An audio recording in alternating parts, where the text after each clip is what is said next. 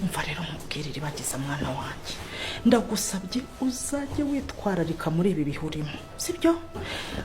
Witondere ibintu byose ugiye kurya byo muri uru rugo, ntukajye ufata ikintu cyose ubonye, cyangwa se ngo umuntu azaguhereze yakwigizeho inshuti, yakugize mbese usibye mama Kanyana wenda na Kanyana, ariko witwa Nyirantambara Fabiola ntakajya kwikundishaho ngo akuzanire utuntu twe twose ngo nyine wakwereka ko yagukunze.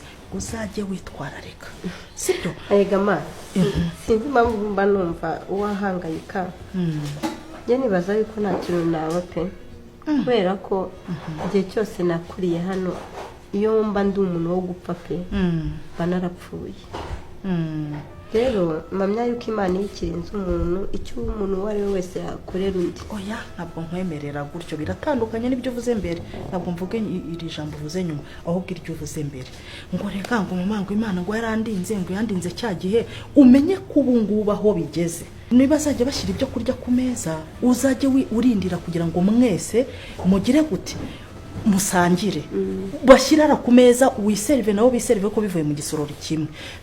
Uzajye witwararika ejo utazabura ubuzima bwawe, kandi ibintu byari bigeze kuri finale, sibyo? Manu kuri Imana ndagushimira. Iteka nyine mba mbona yuko aho umubyeyi wanjye atari, ubu nyereka nyine kuri mama mu mwanya mama nabuze urahari, kandi abigushimira pe. Yego mba mbona nyine ntago uri mabukwe, uri mabukwe, uri mama, uri byose. Amen. So nago nabona ukuntu ngushimira. Gusa ikintu ngusaba ma nturire ribagimba baranturire. Aya marira uzarira kugeza ryari ngaho mbwira. Uzigera njya kure.